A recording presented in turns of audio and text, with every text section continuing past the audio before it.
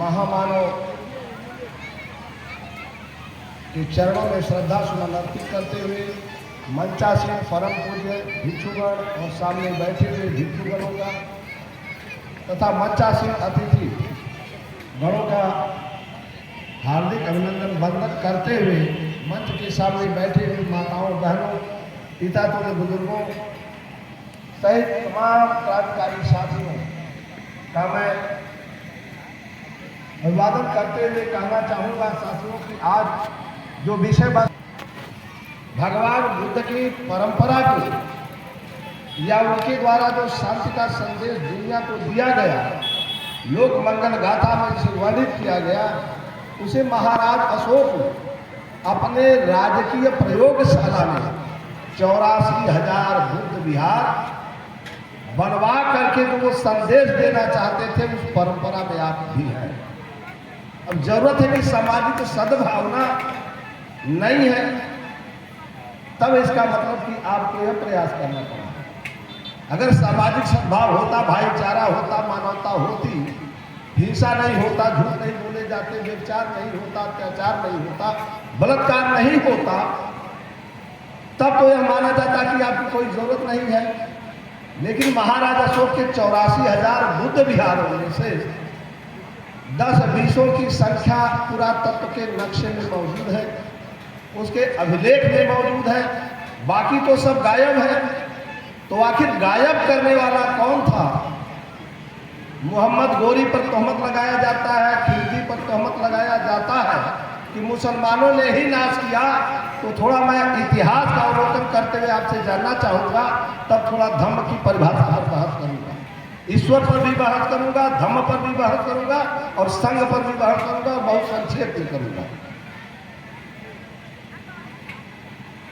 दुनिया के नक्शे में अखंड भारत के निर्माता दादा चंद्रगुप्त ईसापूर्व 321 में उनका सिकंदर और उसके सेनापति से सीधा युद्ध तो सिल्लुकस से हुआ है, लेकिन पर्दे के पीछे सिकंदर से भी युद्ध हुआ था। और उस युद्ध के पृष्ठभूमि के बाद जब ये विश्व विजेता के खिताब से नवाजे गए, तो सिल्लुकस जब युद्ध में पकड़ा गया, बंदी बनाया गया, जान की भीख मांगा, पैरों पर पगड़ी गिराया, उसके बाद अपनी बेटी से शादी का प्रस्ताव रखा, शादी संपन्न हुई। बाद में 4 प्रदेश दहेज में भी मिल गए। वो 4 प्रदेश काबुल, कंधार, बलूचिस्तान, अफगानिस्तान है। उस समय से आर्यावर्त कहते थे, जिसे हमारे तमाम लोग शादी विवाह के मौके पर इस लोग पढ़ते समय बताते हैं। वही अफगानिस्तान है जो आपके दादा को ससुराल में मिला था। तो उनके जमाने में एक राजदूत आया था मेगस्थनील, उन्होंने एक किताब लिखा है इंडिका। वह किताब कुछ लोगों का कहना कि अप्राप्य है, गायब हो गई, और दूसरे लोगों का कहना है कि तमाम उसके मुख्य उद्धरण ही गायब हो गए। तो जो बचा शेष है वह तो आना चाहिए दुनिया के सामने, क्योंकि भारत में ऐसा भी बेशरम निर्लज्ज इतिहासकार है जिसमें पीएन ओक है, वो लिखता है मौर्य जाति तो भारत में कभी थी ही नहीं। अब ऐसे निर्लज्ज को क्या जवाब दिया जाए? तो हमारा सवाल है कि उस किताब में जो उद्धरण मौजूद थे और दुनिया के तमाम लेखकों ने, चाहे वो एरियन हो, चाहे सुसलर हो, या डायोडिनियस हो, या और आधिकारिक जो लेखक हैं, उन सारे लेखकों के किताबों से उद्धरणों को निकालकर 1840 में जर्मनी शहर के जर्मनी में बोन शहर के रहने वाले प्रोफेसर सानबर्ग ने सारे उद्धरणों को जो दुनिया के किताबों में मौजूद है उसे निकालकर एक किताब लिखा, उसका नाम भी इंडिका है। और उस इंडिका जर्मन भाषा में हिंदी में अनुवाद पंजाब विश्वविद्यालय के प्रसिद्ध प्रोफेसर डॉक्टर बालकुमार ने जर्मनी से अंग्रेजी में और अंग्रेजी से हिंदी में अनुवाद किया है। उस किताब का एक एक पाई मुझे पढ़ने का अवसर मिला। जो दुनिया का नक्शा उस किताब में है, उसमें भारत में वर्ण व्यवस्था नहीं थी, उसमें जाति व्यवस्था का कोई प्रश्न ही नहीं है। और धार्मिक महापुरुषों के मामले में सिर्फ भगवान बुद्ध का नाम है और थोड़ा बहुत जगहों पर महावीर स्वामी है। बाकी किसी भी धार्मिक महापुरुष का कहीं कोई चर्चा नहीं है। तो प्रश्न उठता कि तो कूड़े की तरह से आज तमाम धर्म मौजूद हो गए, ये पैदा कैसे हुए और पैदा कौन किया? देश की समस्या का कारण, अधःपतन का कारण इन्हीं लोगों को माना जाना चाहिए। और उसके आगे की लाइन ईसा पूर्व 2री शताब्दी की किताब है और ईसा पूर्व 5वीं सदी में इस देश में फहियान आए हैं, उनकी भी किताब मौजूद है, यात्रा वृत्तांत, उसको भी पाई पढ़ लिया। ईसा पूर्व 6वीं शताब्दी में ईश्वर की किताब है, वो भी जीवन वृत्त है, उसे भी पाई पढ़ लिया। ईसा पूर्व 7वीं शताब्दी में भेदसांग आए, उनका भी जीवन वृत्तांत है, उसे भी पाई मैंने पढ़ लिया। और 7वीं शताब्दी के बाद 7वीं शताब्दी में दो बहुत क्षुद्र घटनाएं घटी। एक तो मिहिरपुर का राजा भोज, जो पश्चिम भारत के क्षेत्रों में सबसे ज्यादा असभ्य, बर्बर और आतंकी कार्रवाई करके बौद्ध भिक्षुओं का विनाश किया, लुटेरा और डकैत की भूमिका में था। और दूसरा है पश्चिम बंगाल से शशांक, जिनके परिवार से राष्ट्रपति भी लोग बताते हुए थे। ये भी बेचारे सबसे ज्यादा राजा शशांक ने बौद्धों का सत्यानाश कराया। और भगवान बुद्ध को जिस बोधि वृक्ष के नीचे ज्ञान मिला, उस बोधि वृक्ष को कटवा के जड़ से खुदवा के उसे आगे से भी करवाया। आखिर व्यक्ति तो गलती कर सकता है, वृक्ष ने क्या गलती किया? वृक्ष को खुदवाने, कटवाने, जलवाने के जरूरत क्या पड़ी? इनका गुस्सा बोधि वृक्ष से क्यों है? ये बात थोड़ा हमें समझना चाहिए, तब मौजूदा भारत की समस्याओं का आप समाधान ढूंढ पाएंगे। ये मैं नहीं कहता, बाबा साहब अम्बेडकर का एक पत्रिका है, साप्ताहिक पत्रिका निकलती थी, पाक्षिक पत्रिका, मूक नायक 1920, उस पत्रिका का एक अंक मुझे पढ़ने को मिला है। और जैसा मैंने पढ़ा हुआ किताब की हेडिंग में लिखा है कि मूल खोजो विवाद मिटे, यानी मूल जड़ को जब खोज लोगे, झगड़े की जड़ और समस्या की जड़, तो समाधान तो स्वतः मिल जाएगा। अब मैं आता हुआ इन किताबों की आईने में, जैसा मैंने पढ़ा, मोहम्मद गौरी 1192 में आया है, यही तो है। और बीच में कालखंड आता है 712 ईस्वी का, जब मोहम्मद बिन आए कश्मीर, वो आए लोग कहते हैं। लेकिन जब मैं इतिहास को खोज के शोध करके पढ़ता हूं तो वो लगता है कि बुलाए गए हैं। अब सवाल है कि भगवान बुद्ध का धर्म क्या है, तब आप जानेंगे अधर्म क्या है, तब आगे की बहस चलेगी। भगवान बुद्ध ने कहा कि दुनिया में दुख है, कारण है, निवारण है, उसका मार्ग यानी रास्ता है। तो वह रास्ता क्या है? तो 8 मार्ग बताए, सम्यक दृष्टि, सम्यक संकल्प, सम्यक वाणी, सम्यक कर्म, सम्यक व्यायाम, सम्यक आजीविका, सम्यक स्मृति, सम्यक समाधि। मैं इसी के आईने में भारतीय संविधान की ओर थोड़ा जाऊंगा, थोड़ा इधर, क्योंकि समय का बहुत सीमित समय है। साहू पटना जाना है, साहू महासम्मेलन में, तो अब यहाँ से पहुंचेंगे कैसे, ये भी पता है। तो विचार करने जैसा है कि इन किताबों में जो लिखा है, मेगास्थनीज की इंडिका को पढ़ा, उसमें न वर्ण व्यवस्था न जाति व्यवस्था।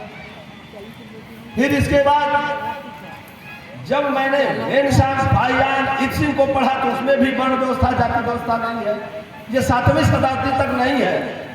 देश में सबसे बड़ा खुराफाती शंकराचार्य है, जो आदि शंकराचार्य, केरल, इनके पिताजी का नाम है शंकर गुरु, जिसके नाम से एक पंथ चला रहे हैं। लोग बताते हैं कि शंकर ही गुरु है, अपने बाबू को सबसे भजवा रहे हैं, हम भगवान को।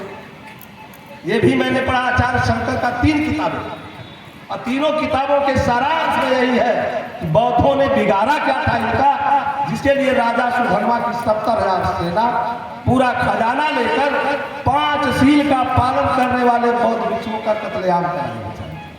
अब जरा सोचिए, जो हिंसा नहीं करता, चोरी नहीं करता, झूठ नहीं बोलता, व्यभिचार नहीं करता, नशाखोरी नहीं करता, वो आदमी धार्मिक आदमी है कि अधार्मिक?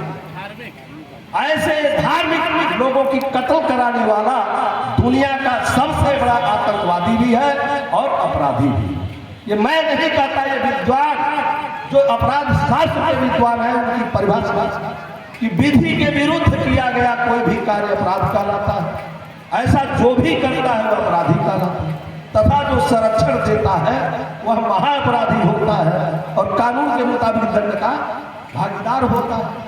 तो इसी आईने में इनको हम अंतर्राष्ट्रीय आतंकवादी करते हैं।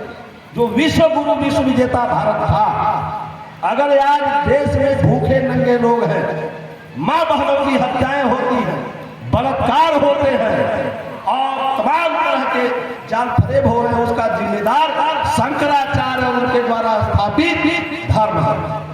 और धर्म क्या है इसकी परिभाषा, इसकी परिभाषा मैं नहीं करता। अभी अब परम पूज्य भिक्षुगण हमारे हम लोगों को पालन करने के लिए इस चीज का संदेश दे रहे थे। पहले है बुद्ध इति पिसो भगवा, भगवान बुद्ध ने स्वयं से प्रश्न किया बोध गया में जब निर्वाण प्राप्त किए कि भगवान कौन, तो आगे कह रहे हैं इति पिसो भगवा के बाद इति पिसो भगवा अरहंग सम्मा संभव, अरहंग माने जिन्होंने अपने शत्रुओं को मार डाला। तो अब तो आप समझाएंगे काम क्रोध लोग, लेकिन विपश्यना के साधकों के लिए जरूरी है वो जाने इस बात को, भारत के प्रत्येक व्यक्ति के लिए जरूरी है। अगर दुनिया को बचाना है, भारत को बचाना है तो जानना जरूरी है कि भगवान के नाम पर पूरे देश में आतंक है और उस आतंक की रहनुमाई आरएसएस बीजेपी बजरंग दल हुड़दंग दल भगवान के नाम पर। भगवान की परिभाषा भगवान बुद्ध ने दिया इति पिसो भगवा, भगवान कौन, तो कह रहे जिन्होंने अपने शत्रुओं को मार डाला है वह क्या है, सम्मा संबुद्ध, एकदम वो बुद्ध के स्वरूप है। तो बुद्ध को अर्थात प्रज्ञा की सर्वोपरि अवस्था ज्ञान बुद्धि विवेक के ऊपर प्रज्ञा है। जैसे आपने पढ़े हैं सूर्य की विषय में आता है पर्यायवाची, लिखने को हम लोग लिखते हैं दिनकर, दिवाकर, भास्कर, रवि और मार्तंड। रवि कब कहेंगे, भास्कर कब कहेंगे, मार्तंड कब कहेंगे, दिनकर कब कहेंगे। अगर प्रातःकालीन सूर्य जो लोग कहते हैं निकल रहा है, सूर्योदय हो रहा है, विज्ञान कहता है भाई ये तो पृथ्वी और सूर्य के बीच संक्रमण के कारण हो रहा है, तो अस्थायी है। अब सवाल उठता है ये बुद्ध की परिभाषा में, अगर दिनकर हम कहें तो इस समय उस समय कहें, हम मार्तंड कहें तो इस समय कहें, यानी 12 बजे वाला सूर्य तो मार्तंड है और सुबह वाला दिनकर हो जाएगा। सूर्य की ही दोनों परिभाषाएं। तो उसी तरीके से सम्मा संबुद्धो विद्या चरण संपन्नो, संपूर्ण विद्याओं के जानकार है, अर्थात उनके सीन में उतर आया। विद्या चरण संपन्नो सुगतो लोक विदुर, सारा संसार जानता है कि तथागत सिद्धार्थ गौतम सकृत मुनि सारी विद्याओं के जानकार, और जानकार ही नहीं है अपने सीन में धारण भी किए हुए हैं। ताकि 302 सीनों की चर्चा उन्होंने की है, 77 सीनें माता बहनों के लिए अधिक बढ़ाई गई, वरना 275 तो थे ही। इतने सीनों को धारण करने वाला निर्वाण प्राप्त तथागत ने भगवान की परिभाषा दिया। जब उसकी डिटेल स्टडी मैंने किया तो पाया कि जो व्यक्ति राग और द्वेष मूल तृष्णा है यदि उसका विनाश कर दे तो वह स्वतः भगवान हो जाता है। यहाँ राग युक्त सारे बाबा महाकुंभ में बैठ गए और ऐसे भाषण दे रहे थे कि जो लोग मर गए उन्हें स्वर्ग मिल गया, मोक्ष पा गए। तो मैं भी चाहता हूँ कि चौकियां बुद्ध विहार के लोगों की सामाजिक सद्भाव और पाखंड मिटाने में जो भूमिका है, ऐसे बाबाओं को गंगा में सभी डुबा दिया जाए और कभी निकल के बाहर न आए तो अपने आप उन्हें भी मोक्ष मिल जाएगा। जो दिन रात भाषण देते रहते हैं तो मैं भगवान को खिलाई पड़ता हूँ।